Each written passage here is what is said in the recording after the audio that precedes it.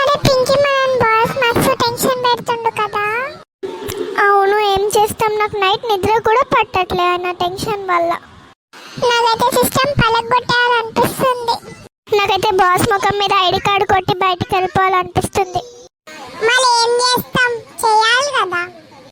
Boss వచ్చే time అవుతుంది, ఇంకా వెళ్దాం పద మన క్యాబిన్ దగ్గరికి. అవును వెళ్ళిపోదాం, మళ్ళీ తిడతాడు. అరే మీరు ఏం చేస్తుర్రా ఈడ? హే పింకీ లోరీ, మీ వర్క్ చేయనికి వెళ్ళరా? వెళ్తున్నాం సార్. లోరీ మరి నువ్వు వెళ్ళవా? వెళ్తున్నా సార్.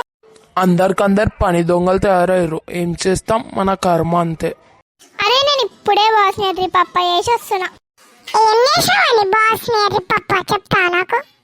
అదే మా నాయనమ్మ చచ్చిపోయిందని చెప్పిన, నమ్మేసిండు ఎర్రి పప్ప. ఆ పింకీ నువ్వు చాలా టాలెంటెడ్, నేను ఎన్ని కథలు పడ్డా దొరికిపోతా. ఎర్రి పప్ప బాస్. అమ్మయ్య, రేపు ఎల్లుండి లీవ్, ఎందుకంటే మా నాయనమ్మ చచ్చిపోయిందని చెప్పేసిన ఎర్రి పప్ప బాస్కి. నాకు కూడా ఏమైనా సెట్ చేయరాదు. సరే మరి నేను పోతున్నా, ఎంజాయ్ యువర్ లీవ్. మినిమం ఉంటుంది మనతో. Bye bye. మీరేం చూసి సబ్స్క్రైబ్ చేసుకోండి.